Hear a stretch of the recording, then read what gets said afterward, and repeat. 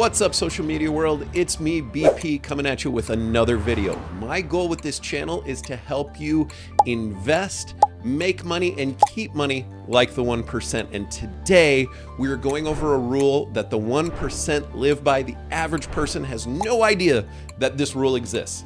And so if you like this kind of content, before I get into it, hit that like button, hit that subscribe button, more importantly, that notification bell, so that every time a video like this gets posted, you guys are the first ones to see it. So without further ado, let's talk about how to live like the 1%. Today, I'm going to be talking about the buy, borrow, die strategy. I know it sounds morbid, but it actually is a really, really cool strategy. Basically, why you should never sell a house ever again. So it's a proven fact that 90% of millionaires either made their money or are keeping their money through real estate. And so what does that mean? As I like to say, success leaves clues. If a bunch of millionaires are in real estate, I need to get into real estate. This strategy, called the buy, borrow, die strategy, it's what's used by the top 1% to give that wealth to the next generation without paying any taxes. Yes, you can pass down all your wealth to your next generation without paying any taxes to Uncle Sam. And I love that. I love to hear that. So when I heard this for the first time, I was like, okay, what do I got to do to make sure that I never have to pay more tax than I am supposed to? I'm not talking about tax evasion. I am talking about tax avoidance. Tax avoidance is when you legally pay little to no taxes. This buy, borrow, die strategy is best explained through an example. Okay, I'm going to talk about the average Joe. Average Joe. If Joe bought a house today for $300,000, that's about an average price in the US for a house. Bought it for $300,000, puts it on a 30-year mortgage, and then rents it out for the 1% rule. So again, buying a $300,000 house, renting out for $3,000, your payment is probably going to be about $2,000. So you're going to net about $1,000 per month on that rental property. So this average Joe buys a house at 33 years old. 30 years later, at 63 years old, he has paid it off. And if you look at average rent growth per year, it's about 3% per year. So at the end of the 30 years, rent will be $7,300 a month. There's some people who just say, hey, I'm going to live off that $7,300 a month, but not Joe. This average Joe says, hey, I've put in some hard work. I bought that property 30 years ago. I want to cash out on that property.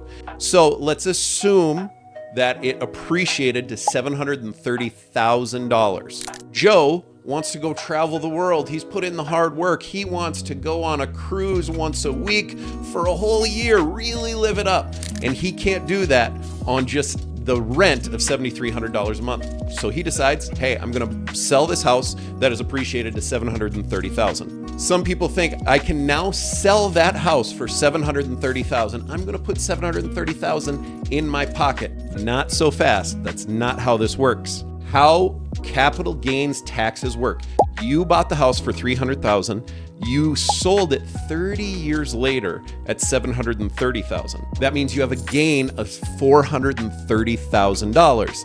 What a long-term capital gains, basically the government says, hey, if you hold an investment over a year, you owe us long-term capital gains. So you bought it for $300,000, sold it for $730,000. That is a gain of $430,000. So on that $430,000 gain, you are going to be taxed 20%. Yes, 20%. So $86,000 goes back to pay taxes to the federal government. So on a $730,000 sale, you're not putting $730,000 into your pocket. So average Joe, once he sells the house and pays the long-term capital gains, he will be walking away with $644,000. Now, there's some people who say, that's fine, I'm cool with paying that tax, and then I can live off that $644,000 until I die for the rest of my life. But I'm here to tell you that's not what the 1% does. So we know that we on this channel do not want to be average Joe. We want to be Richie Rich. We want to be the top 1%. And so let's talk about what the top 1% would do in this particular situation. Rich is gonna buy this house for $300,000, just like average Joe. Again, his payment is $2,000 on it. He rents it out for $3,000. He's living off that cash flow for the next 30 years until Rich is 63 years old. Now, fast forward 30 years. Rich is 63 years old. He has paid that house off and he's getting that about $7,300 a month in rent. Man, that sounds good. But again, Rich is a 1%er and he says, man, I want to live the life. I want to go, I want to cruise, I want to travel, I want to do all these things, and I can't do that on $7,300 a month. So instead of selling the property, again, he bought it, he's going to borrow against it until he dies. So now, instead of selling, Rich is going to do a cash out refinance to pull all that money out of the house that he can. What is a cash out refinance? What a cash out refinance is basically you're getting a brand new loan. Rich is 63 years old. He's gonna put another 30-year loan on the property. Most banks want you to have at least 20% equity in the property if you're doing a cash out refinance. So what that means, if the house is worth $730,000, you have to keep 20% equity, but you can pull out 80% of the equity in the form of a loan. At $730,000, that means you can pull out $584,000 from that house, and that money goes right into your bank account. Now, I can hear the haters already. The haters are saying, hey, he's taking out a 30-year loan when he's 63. By the time that loan comes due, when he's 93 years old, he's probably gonna be dead. And I'm here to tell you, Rich actually hopes that that's true. He hopes that he pays that off and then he dies. Let's play the situation out. Rich goes to 93 years old. He has paid that second loan off, and now he dies. What happens?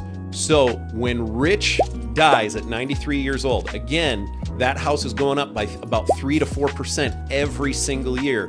By the time Rich is 93, that original house that he bought for $300,000 is now worth $1.8 million. And here's the best part. Rich dies at 93 years old. His daughter, son, whoever inherits it on the stepped up tax basis, sells it day one that they inherit it. They pay zero in taxes. That is what a stepped up tax basis is. As soon as you inherit it and you sell it, you will pay no tax on that gain. So that is how you can supercharge building wealth in real estate.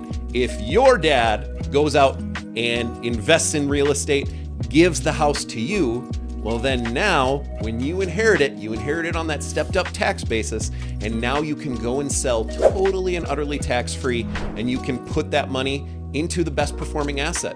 I personally love real estate, but 30 years from now, real estate might not be the best investment.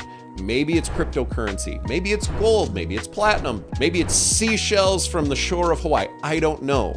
But it gives you options. So that's the power, and this is how the 1% pass down their wealth from generation to generation.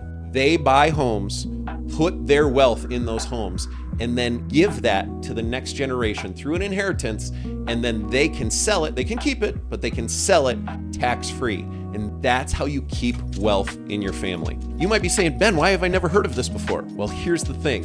It is in everybody in America's best interest for you to pay as much tax as possible. I'm here to tell you, what if you could find a way to pay as little tax as possible, if you can even pay no tax, but do it completely legally. And this is why it's important that you learn, that you watch YouTube videos like mine. There's a ton of other education out there. You need to learn how to do this yourself so you can become like the 1%. One of my favorite books right here, Tax-Free Wealth by Tom Wheelwright. If you guys want to buy a copy, I'll put a link in the description.